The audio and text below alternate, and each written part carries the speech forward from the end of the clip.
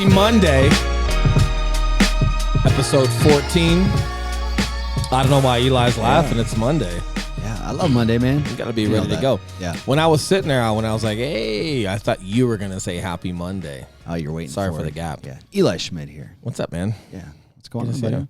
Good topic as always. Yeah. Right? It's Yeah. good Monday, productive Monday.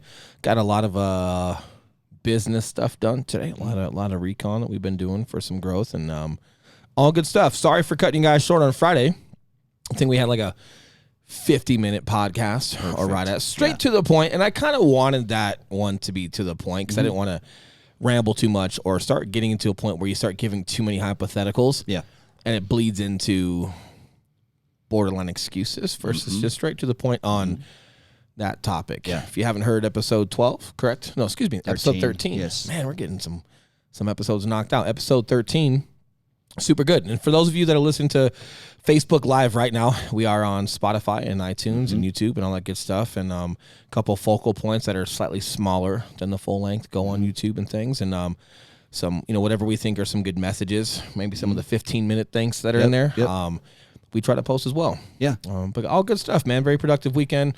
Productive Monday so far. Excited to get back in here and start chatting some of this. And a lot of things. This is what's so fun about rolling with real time. We're just really covering, excuse me for clearing my throat, Eli, I know you hate that. And Josh, my buddy Josh Fields, he's a Cowboys fan. Texas, I love you. We're not even going to go there. Go Cowboys. We get a lot of listeners in Dallas, or Texas. So Cowboys. Well, Cowboys are- fill me in. You guys know I don't know shit about football. So football. All right, so everyone knows I don't know shit about football. Cowboys, everyone loves them, but I know they don't do that well, Hold on correct? Hold on a minute. Everyone loves them. They have a great fan base for... Here's how I feel about this. And this is We got a from- lot of fans in Texas on this podcast, especially through iTunes. Yep. So we're gonna leave that right where it is. But the fans love them. The fans that love them, right? well, yeah. But what kind of statement is that? The fans that love them love them.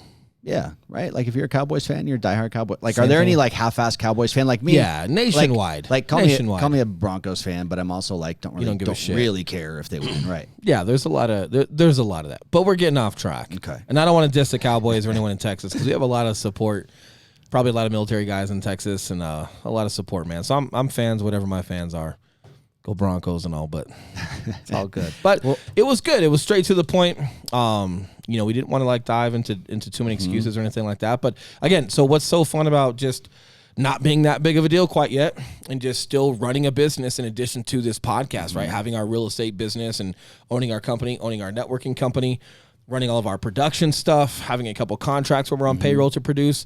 We got things going on. This is, we're not super lucrative in making a ton of money off of our podcast to where, this is what we do. And I like that because it gives us topics in real time to cover and kind of have some discussion points too. And I think a lot of people out there that are trying to grow, especially just before our level or at our level or where it's at, I think it's super just relevant. It is. I think it's a good topic point. So today, I'm biased. It's our fucking Another podcast. great topic. It's, all good. It's our fucking podcast, man. It's a good podcast. But legitimately, a good one, a great topic of discussion, especially lately. Yes. And especially people trying to grow their brands and how you're growing it and why you're growing it. And this is one thing. I'll throw the topic out there. And this is one thing that I think Will is particularly good at. So I'm excited to ask him some questions on this.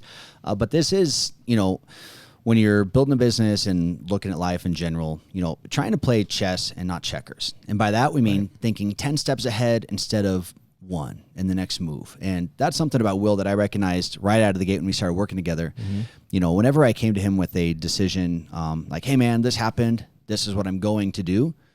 He really got me thinking about, well, okay, if you do that, this is going to happen, this is going to happen, this could potentially happen, and this may happen. And he goes 10 steps ahead. And I'm like, shit. And that makes me think twice about, the decision that I had made. So he naturally, and I don't know if that's something that you learned or it's just natural for you to look at 10 steps ahead and pros and cons and, potential consequences of a decision.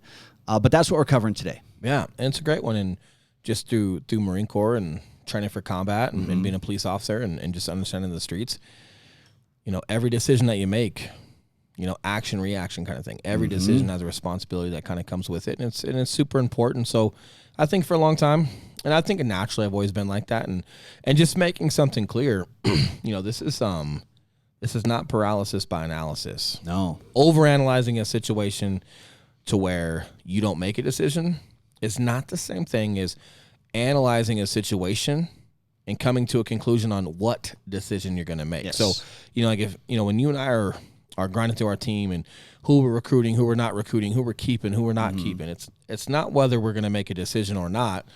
It's what decision are we going to go with and why. So I want to make that clear because I think a lot of people, hence why we did a podcast on it, paralysis by analysis. Yeah. Yeah. And there's so many discussion points and so many hypotheticals. So this also isn't a discussion of hypotheticals. I've got some intuition that I think I can speak to from my experiences where I say, here's what I think.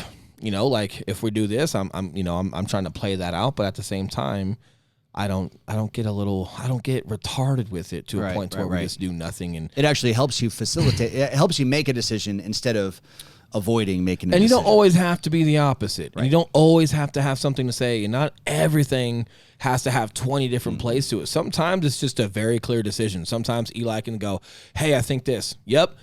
Awesome. Let's do it. And sometimes whatever decision that is, the outcome is going to be very clear, and you don't necessarily have to analyze it as much as others. So just to give some context to there, if you find yourself in a position where you're getting better analyzing and you're trying to predict and or at least unfold it to see what you think might happen, if you're getting to a point where you're not making any decision, problem. Make sure that you're still in a place where you're analyzing in order to figure out what decision you're going to make and why. And a couple other key points that we'll hit on, which we'll touch later and down the road, but just to give you guys kind of a preview as to what you can expect over the next hour and a half. In addition to thinking 10 steps ahead and playing chess, not checkers, part of that is also not looking for a direct ROI when you're diving into something. And by that we mean, Will, I wish you guys could see Will's camera right now. And by part of that, we mean, whenever you're investing in production or marketing or your personal brand or even people that are coming onto your team or relationships are huge. You're not always looking for a direct, hey, I'm going to do this for you. What are you going to do for me? And then how much investing into yourself you need to be doing. And by investing, I mean, you're not looking for that direct ROI, that immediate return on your investment, but long-term. And then how you do that with people as well. And I know we'll have a lot to say on that, because as we build our team, there's been people that we have join our team and other people ask us, hey, why that person? They haven't done a deal. Well, we have our reasons, and we understand that we're not looking to make a dime off that person right now, but they're a long-term investment. I like that you say that. Okay, we've had someone on the team before. Well, we have someone on the team now that, was in the industry for a year and a half, had no deals. And then people think like, why that person? Why not? Do you know any? And when here's the deal, just going through and watching social media and seeing what she's involved with and where she's going and what she's doing. And I'm like, man, I wonder if I'd still be trying that hard and doing all that stuff consistently if I had a goose egg after a year and a half. Oh, shit. So then you start thinking like, if you take the deals aside and you really look at just someone's work ethic and dedication and just faith in what they're doing and moving in the right direction and being, resourceful enough to maybe talk to who she thinks is the right people to get her going. She ended up doing 3 deals in 3 months, and so in my head it was like, why not? Like her work ethic and her consistency and her effort was there beyond a lot of people that you meet. Now, if it's someone that's been around that long and they just haven't put any work in, way different. Right. But again, those layers matter. And yeah, there was a lot of education, a lot of training, a lot of phone calls, a lot of accountabilities, and excuse me, I'm sorry for that. Bad podcast editing. I'm sorry. And just getting that going. But and then like a next great example, or not example, but something I love talking about is what's the ROI of just being a good fucking dude. Yep. What's the ROI of that, and just relationships. We're on payroll, with a pretty big development right now, not because of a house deal, because of the value we brought with social media and video production and being able to capture that development on a local level with organic content. And that relationship brewed from someone giving us a recommendation. Yeah. Hey, I know these guys, and we were all at a game together. Hey, I know these guys, and Here's what they do. We hit it off with that guy. We start talking, and he asks what we're doing, and we're asking about his development and what's your challenge? Is there anything that we can do to help with you? And obviously we had a mutual friend, so that conversation was okay first and foremost. But then secondly, the person that introduced us was also the person that vouched for us. And he's known that guy, man, like 15 years, right? So, and they do a lot of business together. So he's putting a lot of weight on us to make sure that we perform. But the guy that vouched for us, been around us for a long time. And it wasn't necessarily real estate transactions that led to him vouching for us. It was who we were as leaders, who we were as people, how proficient and consistent we were with content. He knew if we were to go out there and do stuff like that, he trusted us that we'd be consistent with the job and that we would perform. And so again, it had nothing to do with a real estate transaction. It had everything to do with like who people were, and how that kind of unfolded. And then just us being consistent and good to our word and proficient and professional. And, but when we first met that guy, it's not like I was expecting anything from him. Matter of fact, I was working with him on leadership stuff for his company for free, trying to make after action reports. Again, not real estate related at all. Yeah. This was just him being super intrigued about what I did in the Marine Corps, what I did for government work, what I did as an officer, and just how that applies to corporate America, and then how those leadership pillars kind of follow and trace, and how you can bridge the gap between upper echelon leadership and small unit leadership. And he voiced some of his concerns and what he's been going through, and I'm able to speak to it and create some after action reports from him and some peer evaluations for him. But then he saw that I was consistently meeting with him. He gets to meet me and see that, okay, his content's making sense and how he approaches things makes sense, and they put out a good product. All of that led to a huge contract that'll be around for the next 20 years, man. As long as we're doing exactly what we're supposed to be doing, it'll be there for the next 20, 30 years. And it's only going to grow from here. So, man, that's huge. It is. But again, like when I was helping him, like I look up to you, and you're a good guy in business, and I want to learn a lot from you. So how can I bring you value? Right now, what am I going to get from this? I just understand maybe at a slightly different level, just being around good people. One, I could tell he cared about us. He was a genuine guy. He wasn't just a rich guy that's an asshole, or he wasn't looking at what can you do for me. It just kind of bloomed, and he's like, hey, we should meet once a week. Do you want to meet once a week and kind of go over some brainstorming stuff? And we created a networking group with that guy.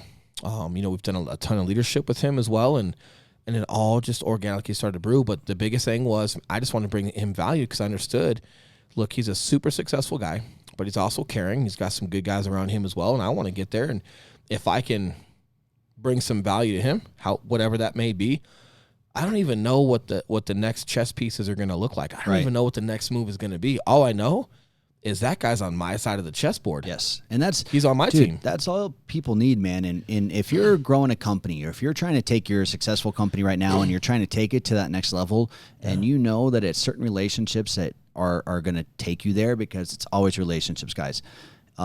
What is so beneficial is you have to look back and see, all right, what do I have? Maybe it's not directly related to the business that we're in, but what do I have that's of value? For me, I was a personal trainer for a long time. So whenever I was talking to more successful people, or I was at a table where I felt maybe a little bit out of place, I could always have conversation. I could always bring value to the table and the people that I was around, because naturally fitness and working out would come up, and then people are asking me questions, and then I'm involving myself. It's an icebreaker, but then people get to see how you act. They get to hear how you talk. You're bringing them value, man. And people want to work with who they like. Yeah, dude. That's and even if this gentleman we're speaking about today, he'll probably be on the podcast one day. He's a funny guy. We're gonna get some shit out of him. We're gonna get he hasn't been on yet because we're gonna get the dirt out of that boy. He'd be a good one. But he, but he's super successful in business. But he's got 6 kids. He's married. He's not a cuckoo bird. Like, he kind of seems like a super normal guy that's just functioning off of a lot of effort and just commitment to what he's doing. And when you see him like that, even if he doesn't throw us, any introductions to someone, I feel like I could just learn from the guy as a dad to an extent. Well, you know what I mean? So it's we still don't know, man. It's so like, whenever Will and I are making decisions, everything we're doing is 5, 10, 15, 20 years down the road. That's literally how far we look for our decisions and our relationships. And in the short term, again, we're just trying to bring value, and we're filling our calendar with, every second of the day we're filling with, helping other people and surrounding ourselves with people that we like.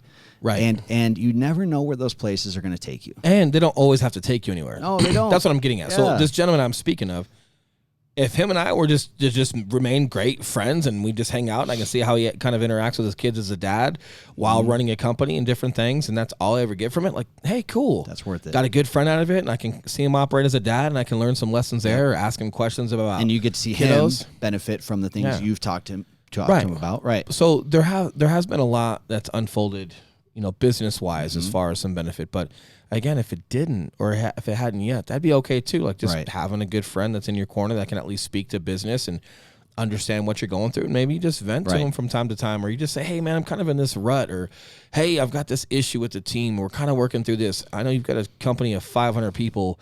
Have you ever gone through this? Even if it's just like advice, from someone that you think can speak to it. Hey, that's a win too. You don't always have to think about that chess move. And then, and I want to kind of reiterate a comment I said earlier, right before you commented, when I say, I don't know what the next play is with him, but when you guys are thinking about your chessboard, I'm not playing against him. That's someone that's on my side of the chessboard. Does that make sense? Like I'm not, so when we're talking with people, I'm not playing chess against that person, figuring out like, okay, what move can I make and how can I lure you to like me so I can fucking throw this pawn down your throat? No. Those are assets and people that are in your corner that are on your side of that chessboard. And you're the opposite side of that chessboard, the other side, that's just your battlefield. Yes. Of business and that's or of life that you're going through. And it's almost like when people on your side, it's like you're all chess pieces in each other's game, if that makes sense. He may be one of our little chess pieces and Will and I are one of his chess pieces. And here's the thing, whenever we meet somebody maybe on the opposing side per se, just for the analogy, we know when we need to use his piece. He knows when he needs to use our piece. And that's what's nice when we were just talking about before this, we've just got a really good crew of people who we all kind of work together and, our referral partners through real estate. And we're just a good crew and we can all rely on each other and talk to each other candidly.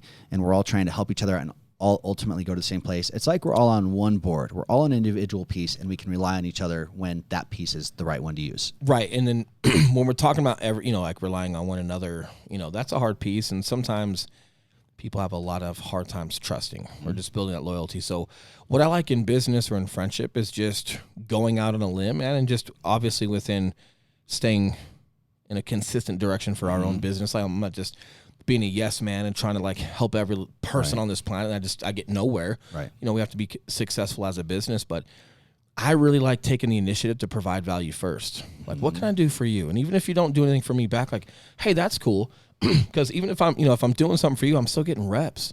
Like I've done a couple public speakings, and some people like charging for that, and yeah, I'm sure at some point, like when our value's there, we can charge for that or whatever. But if somebody asked me to go consult their friend, like this gentleman we're talking about is pretty high up right now. If he asks me, hey, I've got a friend in California and, he owns this company. You mind talking to him? Like, you mind going out there for 2 days and just helping him out with what you've helped me out with? Like, yeah, great, man. Like, cool. Like, well, how much would you charge for 2 days? Like, nothing, man. Does he got a couch I can sleep on? And can he pay for a flight?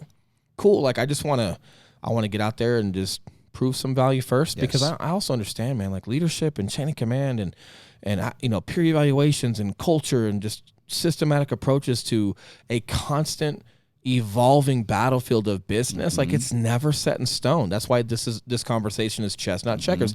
It's never set in stone. So that no matter what I do for you in 2 days, no matter how beneficial it is, it's not the end of it. So if I can go out there and just build value, I bet I get invited back, and I bet I'm worth my time down the road. And there's just some trust there. When someone just wants to take the initiative to build value and say, hey, if you like that product or if you like what we do and you want to use it in the future, great. But until then, hey, it's on us. We just want to come out and make sure it's a good fit for you. Yeah, and that's where, again, thinking 10 steps ahead is so fucking critical, because when you're looking for that, if you're playing checkers, you're just looking to jump that guy and take his piece, right? And here's where I relate checkers. I relate checkers to the get rich quick people, the people whose goal is to make a certain amount of money this year, or do a certain amount of deals this year, or buy their Lamborghini, or go on this vacation. Because if your goal is this car or that vacation this year, then you're going to try and get paid for something like that. Whereas if you were thinking 10 steps down the road, like you are, and you're not doing that stuff for free, like the impact you're going to have on that person when you just go out there, free of charge, you're not asking for anything, you're just bringing value. Now they're so much more grateful for that. they're going to try and repay that down the road. It may or may not, but either Maybe. way, just by doing that, taking that initiative. I'm glad you mentioned that, because something I just wrote down was financial chess. So Yes. for you and I, we have nice homes. We're not living in any mansions. We have nice homes, and we just moved into a new home not too long ago, and we can grow into it a little bit, but we can grow into it. It's not so big that it's just not needed. Yeah. But the other piece too about playing chess, not checkers, and just bringing value to people, and not necessarily needing to charge a buck, or not necessarily needing like a direct ROI or something from someone. Part of that is predicated upon like, man, we're financially where we need to be, and we pay our bills, and we get by, and we do our thing. And it's really nice to be in a good place where you live within your means. Yes. Because if you've got a ton of stuff, like this was partly why when I, slept in that pantry at the Fig Newtons, and I always say it, but it's real. I started in a Y2K pantry. My one of my best friend's mom, it was her pantry / closet. I don't know what it was.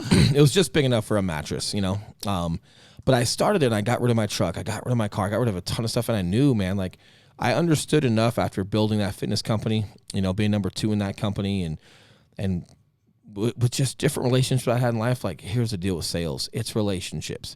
And there's one thing I got going for me right now, and that's my word. Everything I had on social media, never had a bad thing said about me, or if someone didn't like me, it wasn't because I was a liar. It wasn't because I just didn't have any integrity. None of that. So I knew, like, hey, I got to keep that. Maybe I don't get sales right away, but what I can't lose is tarnishing my word for a quick sale. I can't. So I got rid of everything. So there was no obligation to a bill that I had to pay. And then even now, it's like, we're better, and we've got a nice home and cool.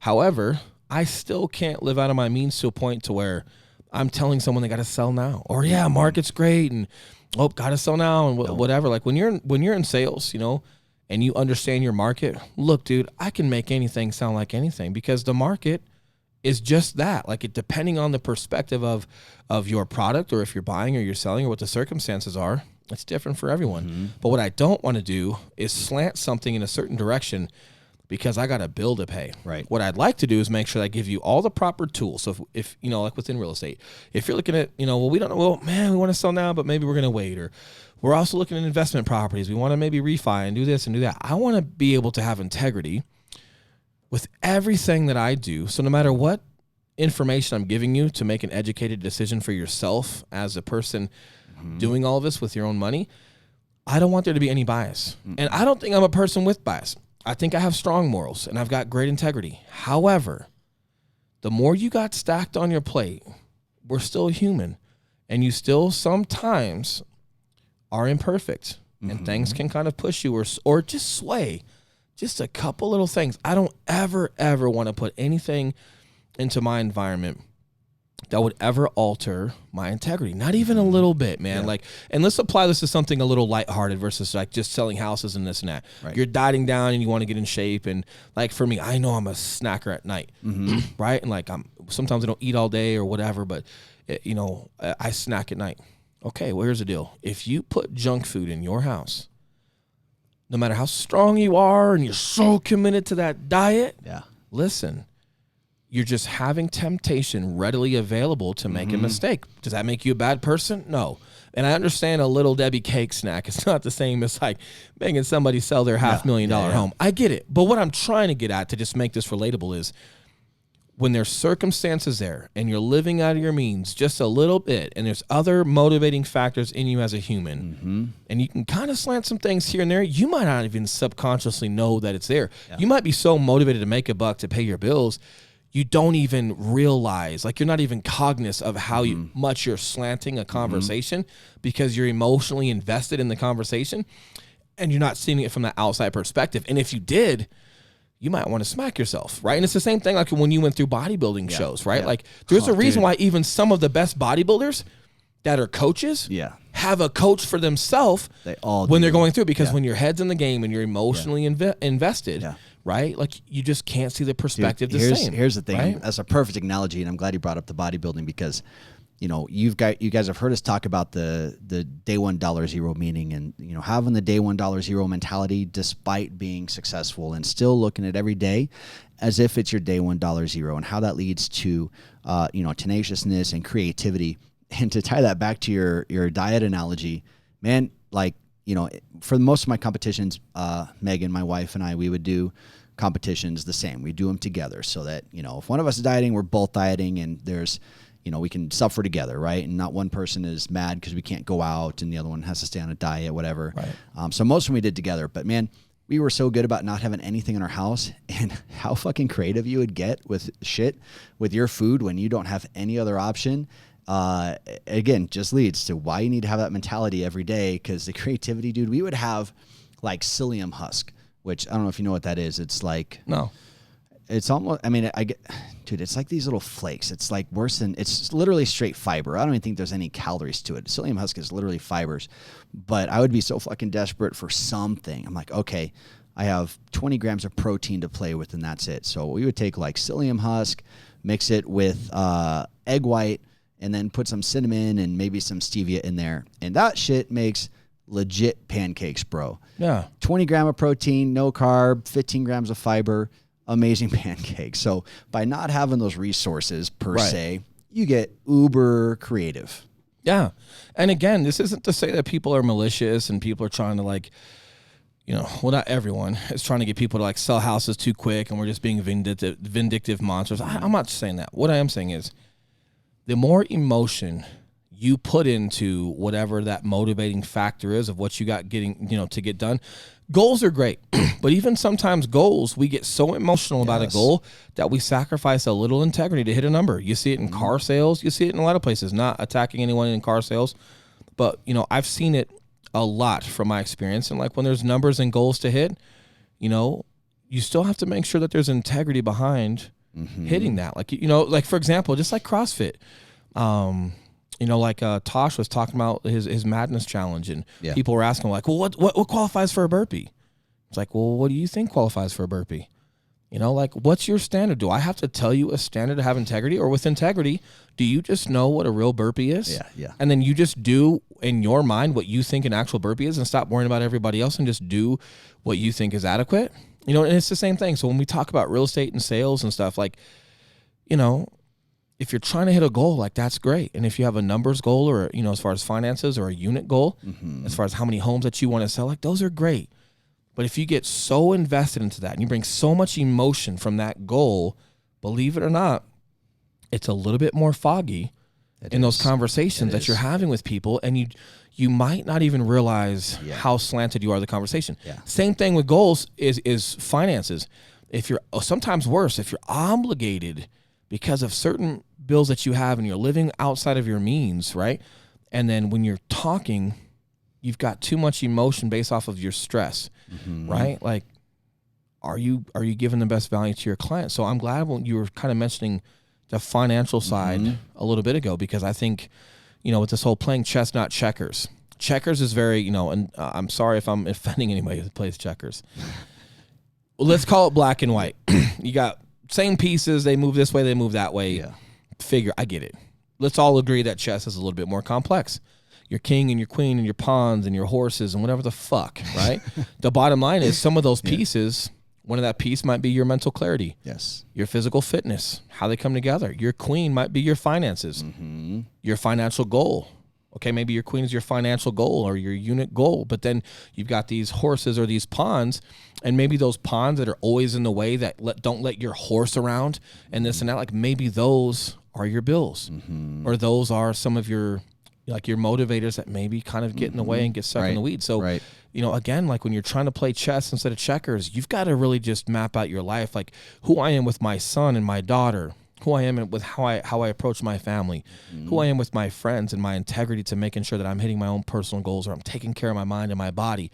Abso-fucking-lutely applies to who I am in business and how we handle our team and how we hold them accountable with integrity, because I'm not going to hold you accountable to things that you haven't said you want for yourself and things that I can't directly be a representation of leading from the front. Now you would, if you had a financial goal as far as I need to make this much money off the team to pay for these fucking things.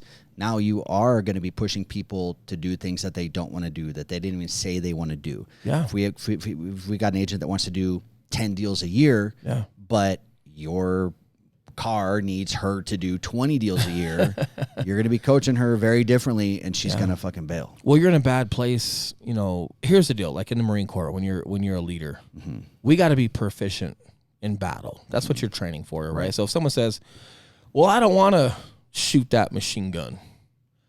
I want to shoot a rifle. Listen, that machine gunner goes down.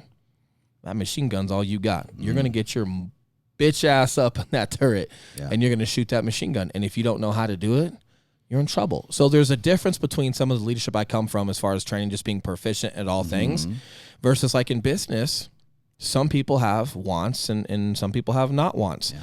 And it's not necessarily bad. If you got someone that wants to do 10 deals and someone that wants to do 40, can they both be on the team?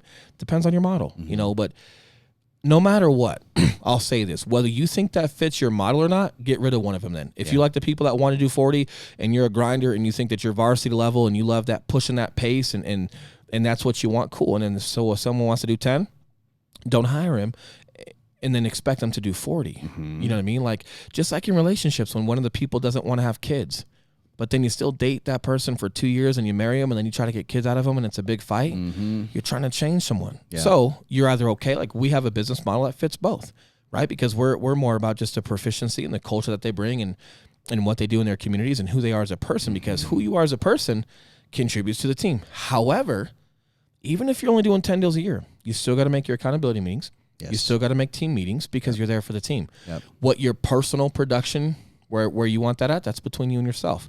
But representing and being there for your teammates, that's a non-negotiable. So even with ours, it's a little hybrid. Like, yeah, you can have whatever goal you want, but you got to be here for your teammates, right? So there's some layers there. But bottom line, sometimes, like with my experience in the Marine Corps, I don't care if you want to learn how to shoot a machine gun. You're in the infantry. Yeah, but I'm a rifleman. Well, that's cute. But if this happens and then this is all we got, whether you like it or not, man, you're shooting that thing. So you're going to learn. Different circumstances. Civilian world, I want to do 10 deals. Okay, well, yeah, well, if Jim Bob over here that does 40 deals a year dies, you're going to have to do 30 more to pick up the slack. No, that doesn't make any sense, right? Like, and like it or not, look, man, people aren't going to do what they don't want to do. Sometimes they don't want to do what they think they want to do. That's true, too. So imagine if people don't want to do what they think they say they want to do.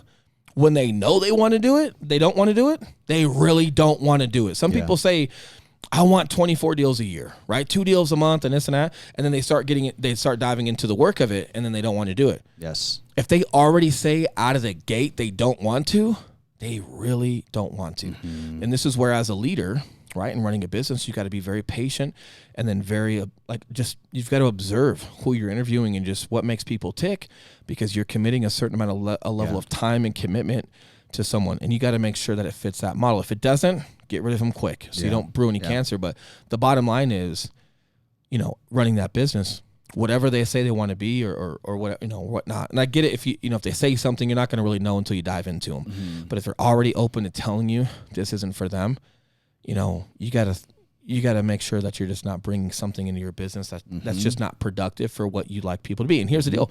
If you have a business, whether it's real estate or anything else, if you have a culture and a brand and whatever you like, and you got to understand you're not going to be for everyone. And you don't necessarily want to be for everyone. If you're for everyone, right, you're kind of middle of the road and you're kind of no one, because you've just got to water things down so much to be approachable by everyone. There's not much progress in either direction. And that's just from my experience. And that's from people that have spoken to me that are super successful in business that I look up to. That's from their experiences. So not saying that's a hard no. I don't know. I don't see how you can be for the masses and be productive. I'm not sure. And we're not talking about Walmart here, but buying your groceries. We're talking about building like your own personal business and culture. And, you know, I guess from my perspective, from our perspective with growing our business and having friends that have substantial businesses, you know, you're not going to be for everyone, and that's okay. You don't necessarily have to cater for everyone. Well, and that's in the short term too, because here's one thing I think if you're so true to yourself and you're true to your culture and who you are, that, you know, you're not for the masses, but you'll start gathering such a good, dedicated following because you are so true to who you are. The following that you're going to develop over time will eventually turn into the masses per se, because you just have so many people that are attracted to that authenticity and you being true to what you said you were going to do and who you are. So 100%. Now, one thing I think that people are going to consider, or they're going to encounter, once you start thinking 10 steps ahead, and once you stop looking for a direct what's in this for me out of your relationships and the actions that you take with the people that are in your life, what you're going to encounter, and I kind of encountered this, is that you're going to start having some people that are around you that are friends, that may be family members or close coworkers, that start making you second guess your decisions. And they're going to start, maybe thinking you're a pushover or too easy or being too accommodating to people, because they're going to be asking you, well, hey, what are they doing for you? You're going to get people to ask that question. You're like, hey, I'm doing this for this person and this for this person, or I'm flying out to California to spend a couple days with this guy. Mm-hmm. Well, how much is he paying you? Nothing. Well, why are you doing that? And how, and then the people are going to be planting little seeds in your head of, you can't plant seeds in this garden, dude. Not yours, but I'm the gatekeeper. But people are going to. And look, man, not to cut you off, they just don't have any context on your life. And here's the deal. Let's apply this to like how much cardio you did or something. Yeah. Well, why are you doing that? Well, aren't you just going to lose too much muscle? I don't know. Think of an example. I'm over here running my mouth. That's right. Here's my thing. Yeah. Oh, well, you're just going to go do that for free? Well, like, why? If that's your thought, I just don't want to have a conversation with you because you already don't get it. Because in my head, I go, look, I'm still newer at it. I'm still writing the content, right, for that Working Like a Marine culture book or for the Day $1 culture book. We're still creating content. These guys are allowing me to take reps in real time. Yep. So he's trusting me to go help his friend in California. Listen, man, I don't want that guy. One, I want to build value first, right? Secondly, if the value's there, he's going to use it in the future. Yes. Thirdly, at minimum, man, I'm building my content and I'm getting trigger time. Now, 5 years down the road, 3 years down the road, when that content is built and we have paying clients, no, I can't go just do something for free for everyone. Right. When you've got paying clients that need your time and dedication, you've got to put them on that payroll and you've got to be benefiting from it, because now time is money to an extent. However, while you're building that, you're thankful for the opportunities and you can't wait to validate who you are. Yes. And for people to go, holy shit, this guy's going to be something in 5 years and I appreciate his hard work and I can't wait to use him in the future.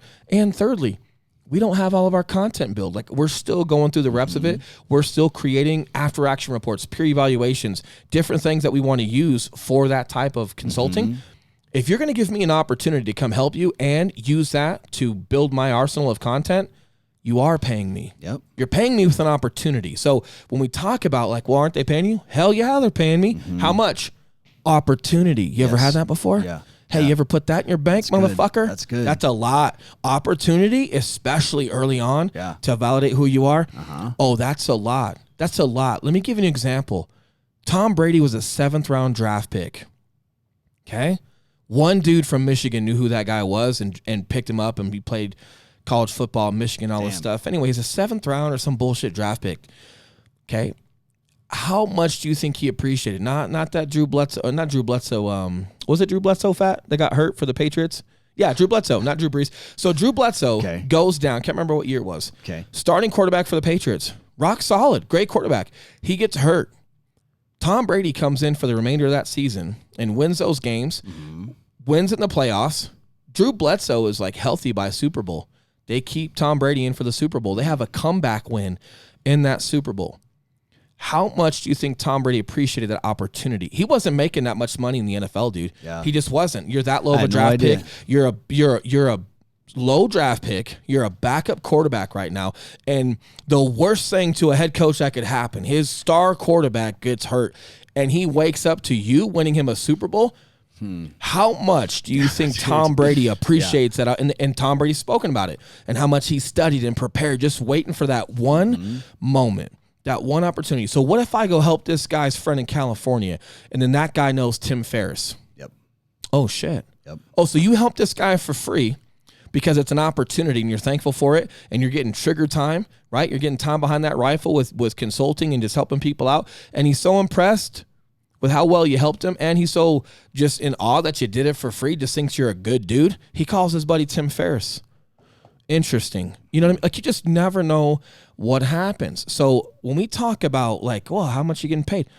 Opportunity. And if you don't speak that currency, get the fuck out of my Great face. answer, bro. Okay, get out of my face. And if you need money before you need an opportunity, you don't have a good model, right? You're a one and done, or you just don't have enough like faith and trust behind what you're doing. You think you got to make that buck while you can. Yep.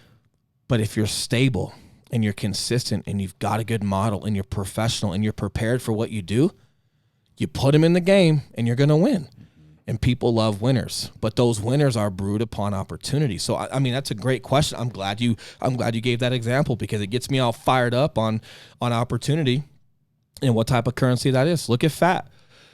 Fat's sitting here right now kicking ass for us. I knew Fat from a long time ago, right? Like when we were doing that fitness company, we hired my cousin Reese, who's a phenomenal videographer.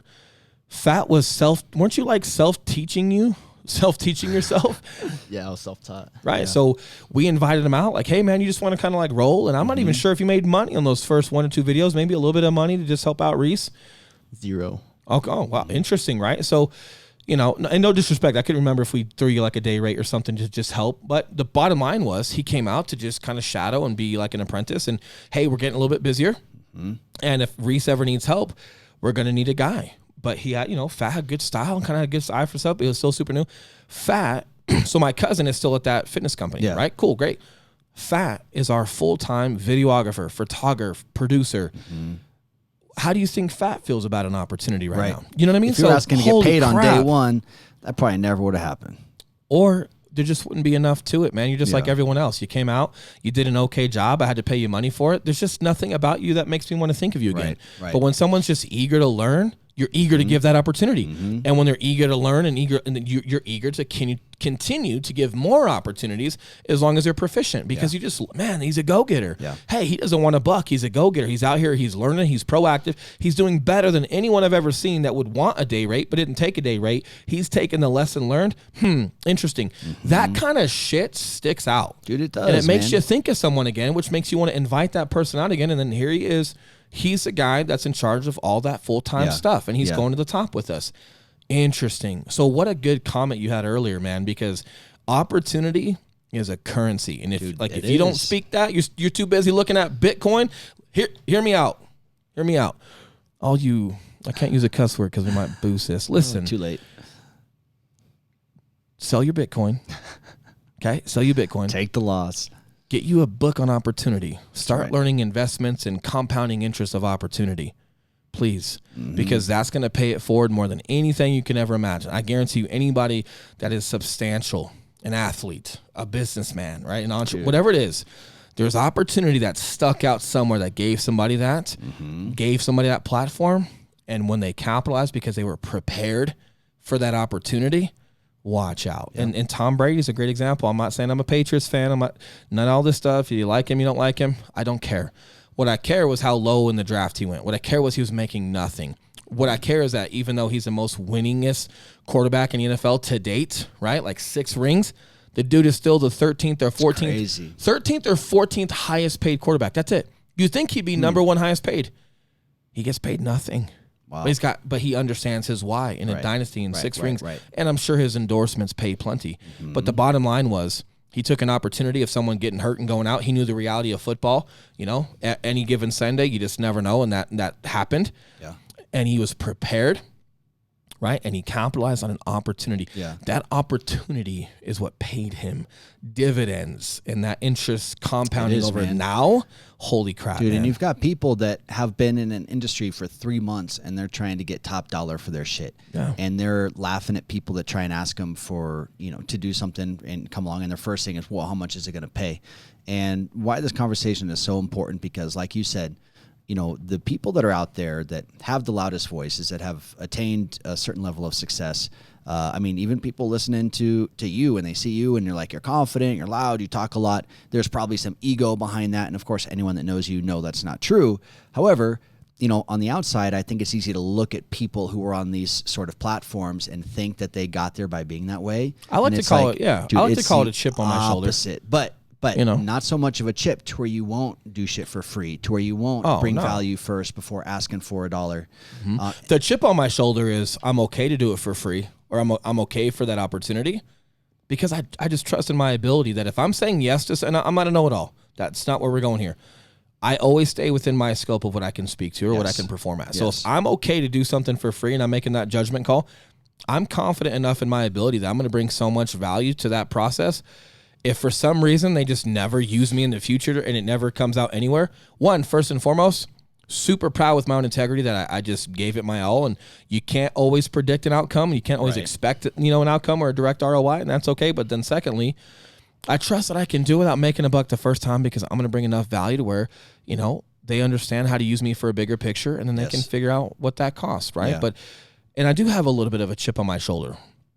And this is where chip on shoulders get taken out of context because you either have one or you don't, right? And if you have one, it's in everything, right? Like, oh, he's just cocky, right? Chip on your shoulder, you're cocky. And guys like that tend to be cocky or chip on their shoulder in everything. I've got a chip on my shoulder with what I think I'm proficient at, and I'm very confident to get that job done. And look, man, you don't train for what we did in the Marine Corps, and you aren't proficient at what we did in the Marine Corps or as a police officer going into harmful situations without having confidence in yourself that you can get that job done. You probably have to, right?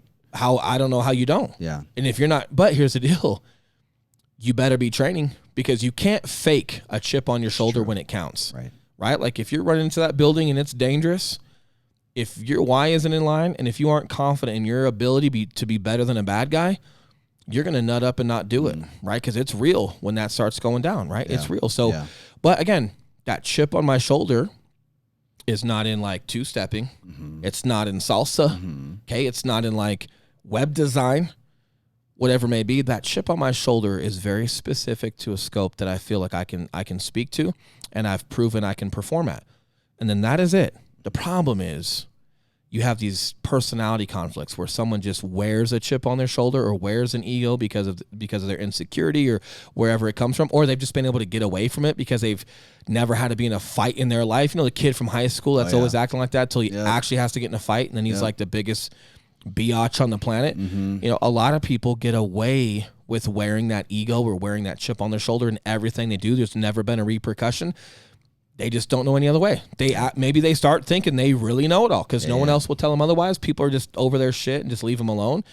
But it's not helping that person. But for me, I really try to wear a chip and be confident in like what I'm doing and be confident in the fact like if I got to tell someone like, hey, appreciate your opinion, I'm doing this anyway. Yeah. And not from an egotistical standpoint, not just to be against the grain. I'm not against the grain just for the sake of being against the grain. If the masses are doing something, but that's just the right decision, okay, do it. But the point is, I'm confident enough to maybe not take the path most traveled, not due to a chip, not due to an ego, but due to like, I've got enough chip and confidence in what I'm doing to just take the direction I know I need to take. And I'm going to have to figure some of this out as I go, but I'm going to fall back on my fundamentals and I'm going to figure it out as I'm going. But I know this is the right direction. And that's a lot with business. Yeah. There's so much distraction and so many things to listen to from everyone else. It's really hard to hear yourself or hear your own intuition if you're listening to everything else. And again, and if you don't have that chip or if you're new to something and you don't have that confidence, here's the deal. At some point, you got to dive in, do what you think you should do, and whether it messes up or not, dive through that and figure it out. And if it's a mistake, figure out why, learn from it. And if it was good, hey, build some confidence that you made the right decision. And if you make 10 wrong before you make one right, that's okay, because those 10 wrongs and going through that process and analyzing why it was wrong now just led to you using that in your arsenal and then making that 10th decision that was good. And then you go, okay, I'm kind of figuring it out, right? And then and then all of a sudden, instead of 1 out of 10 that are right, now all of a sudden you're 5 out of 10 that are right. Now all of a sudden you're 9 out of 10 that are right. And now you're starting to fall back on not the decision per decision, but you're falling back on the fundamentals that we're making those right decisions, right? You're recognizing not just, and people are so big nowadays with when you fail, learn from your failure. I get it, right? Okay. And reflect and figure out why. You're right. But when you do something right, don't just high five and cheer and go, oh, thank God I finally got something right. Figure out like, what did I do that made that right? Yes. Because just like there's patterns in wrong fundamentally, there's patterns in right fundamentally. And the quicker you start figuring out fundamentally why you were right, well, now it's not about decision per decision per decision. It's not. Right. It's fundamentally making decisions, and now your odds go up and you're right a lot more. But again, you're not going to get there until you start just trusting your own tuition and understanding. I'm going to make a lot of mistakes early on because I don't have my tuition built up quite yet.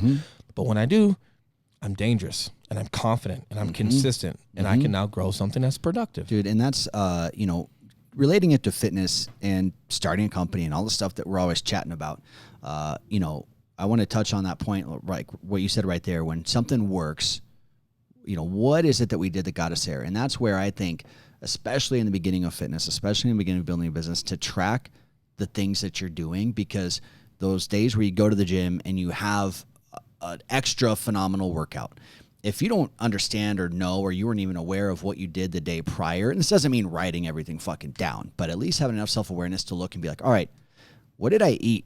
What did I not eat yesterday? How much sleep did I get? And just kind of look and be like, why did I have this particularly great workout? In business, if you have a phenomenal month, if you're not able to look at the month prior and see, okay, where did I spend my money? What kind of content did I put out? And go back and actually look at your analytics and look at your finances and kind of review the conversations that you had with people and be like, all right, what made this month particularly good?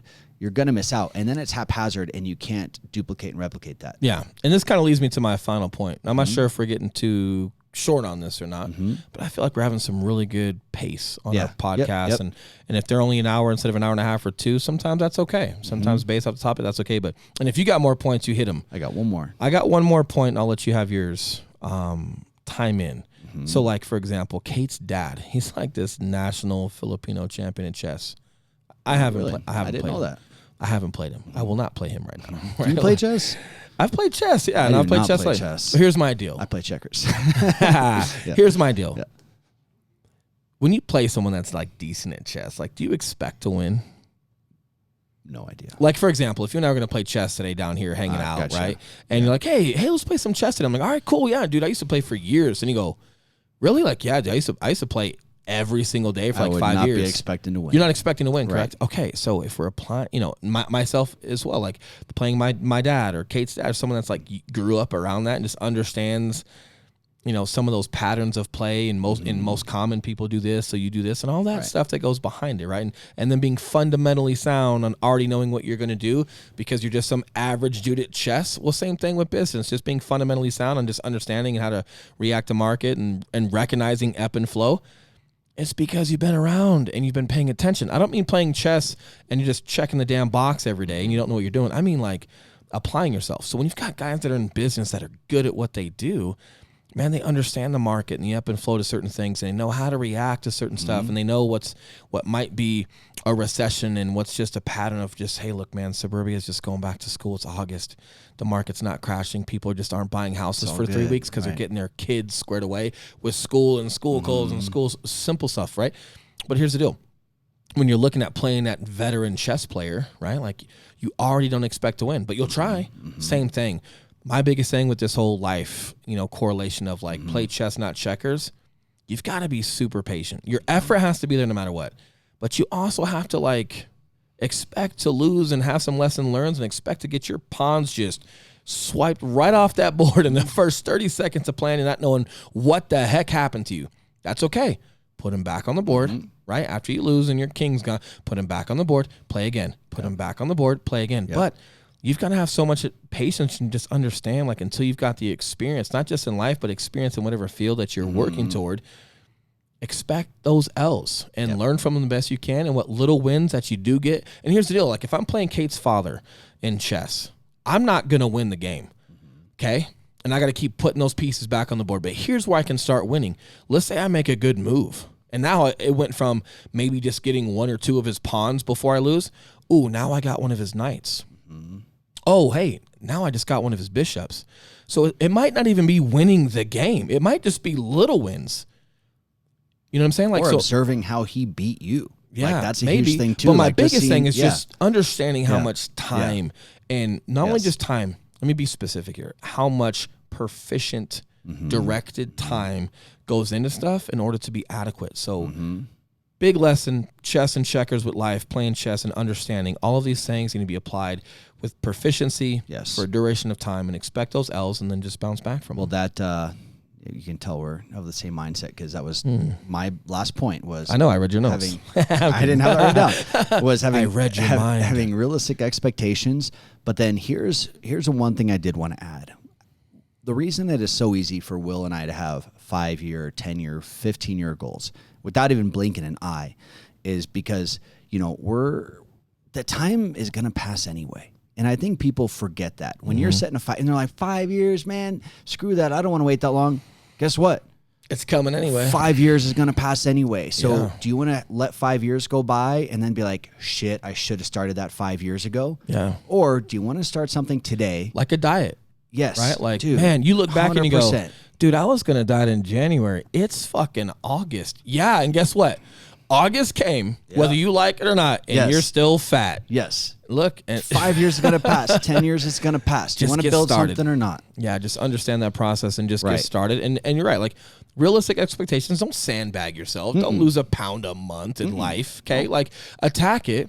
Just understand, like, you're going to take some L's, like anything, right? Like playing chess, you're going to get beat.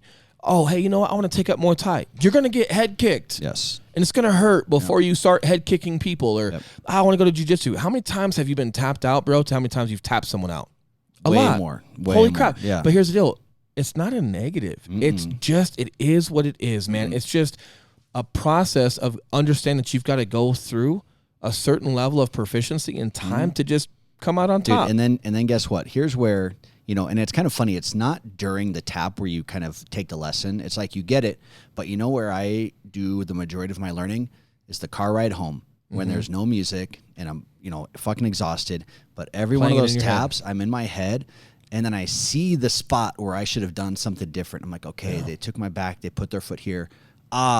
This is where I should have gone. So I think that's your biggest point. I think that's the biggest point of the day is I think people understand, okay, I want to take losses. Okay, I got to be proficient and I've got to be very precise with my time and have a structured plan. And okay, it's going to take time. I think that's your biggest piece is whether you get a win that day or a loss that day, you've got to find a way to have that after action report with yourself and start figuring it out. You take a loss, okay, no sweat. If your effort is there and losses are going to come, failure doesn't beat you up as much as you might think, right? Because your work, not putting in a work ethic and then failing, you don't feel so good. But if your work ethic is there and you're prepared for what you want to do and you're prepared for everything ahead of you, right? As far as taking your lumps, whether you win or lose that day, okay, cool. Like you're not overly depressed about a loss, but you're not overly happy about a win. What you should be focused on is that after action report, day in and day out of, okay, this didn't work. Why? And then, oh, this worked. Why? And then start cross-referencing and figuring out where you are fundamentally that's causing more wins than losses. And I think that's where like you start repeating things a lot more, versus just shooting in the dark. You go to jiu-jitsu every day and you had no reflection. You're just going day to day and going through the motions. You might end up getting better over time, but not as rapidly as you should if you're actually having that reflection, that after action report and going through your mind so you're visually prepared for that next day. So I think, to just kind of cap the podcast, it's really diving into that after action report. That is. After every event, after every day, after everything that's significant. And a day, by the way, is significant. Did you approach your day appropriately? And if you have a losing month, go back into each day and just figure out like where were your patterns at, what'd you do and not do. But if you're staying on track with those after action reports and figuring out fundamentally what caused a win, just as much as you're looking at what caused a loss, you're going to be able to kind of cross-reference those and start figuring out fundamentally where you're at and what do I do personally that creates more wins than losses. Yes. Happy Monday, Perfect. bro. Happy Monday. Right on. That was good. All right, guys. Friday. We're here. Yes, we are. Another great topic. As always, we'll keep you guys posted. We'll have a good time with it. Until Friday, All right. Crush it this week, guys. we are out.